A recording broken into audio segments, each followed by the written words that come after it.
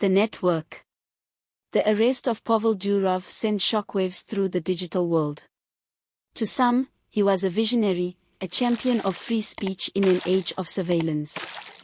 To others, he was the architect of chaos, a man whose creation had become a haven for the darkest corners of humanity.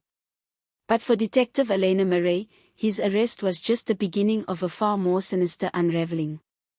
Elena had spent years in the cybercrime division, chasing shadows across the web. She thought she had seen it all: ransomware attacks, identity theft, even the occasional dark web marketplace. But nothing had prepared her for Telegram. It started with a tip-off, a small-time hacker claiming to have infiltrated a network of criminal channels on the app. He handed over a USB drive, shaking as he muttered, "It's bigger than you think." On the drive were screenshots, chat logs, and videos, evidence of a sprawling underworld operating in plain sight.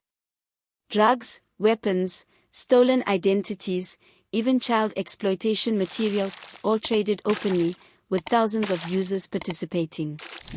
Elena's team dove in, creating fake accounts to infiltrate the channels. What they found was staggering.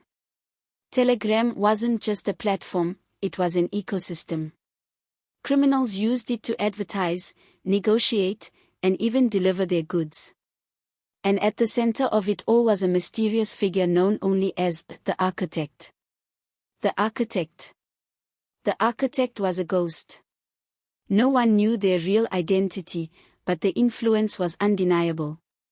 They controlled dozens of channels, each more depraved than the last. Rumors swirled that they had ties to Durov himself, that Telegram's lack of moderation was no accident but a deliberate choice to protect the architect's empire. Elena became obsessed. She spent sleepless nights scrolling through the channels, piecing together fragments of conversations and tracking digital breadcrumbs.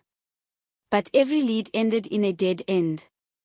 The architect was always one step ahead. The moral dilemma. As the investigation deepened, Elena began to question her own beliefs. Telegram's defenders argued that the platform was a tool, not a weapon. They pointed to its role in organizing protests, exposing corruption, and giving a voice to the voiceless. Could she really condemn an entire platform for the actions of a few? But then she found the videos.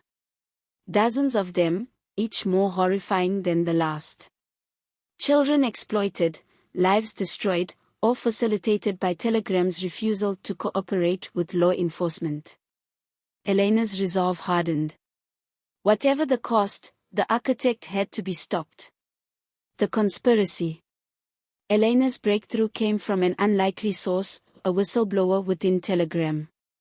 The employee, codenamed Phoenix, revealed that the architect was not a single person but a network of individuals, each operating under the same alias.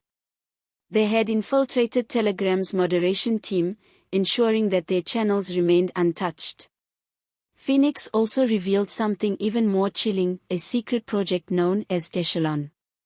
According to Phoenix, Echelon was a backdoor built into Telegram's code, allowing the architect to monitor and manipulate any channel on the platform. It was the ultimate tool for control, and it was about to go live. The final showdown. Elena knew she had to act fast. With Phoenix's help, she traced the architect's network to a server farm in an abandoned warehouse on the outskirts of the city. She led a raid, her heart pounding as she breached the facility. Inside, she found rows of servers humming softly, their screens displaying Telegram channels in real time. And in the center of the room was a single chair, empty except for a laptop. On the screen was a message: "Welcome, Detective Murray. We've been expecting you." The lights went out. The servers began to overheat, their fans whirring as smoke filled the room. Elena barely escaped with her life, clutching the laptop as the warehouse burned behind her. The aftermath. The laptop contained enough evidence to dismantle the architect's network, but Echelon remained a mystery.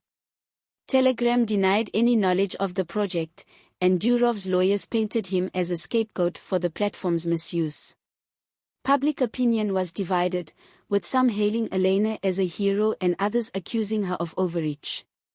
As for Elena, she couldn't shake the feeling that she had only scratched the surface. The architect was gone, but the network they had built was still out there, evolving, adapting. And somewhere in the shadows, a new message was being typed: the network never dies.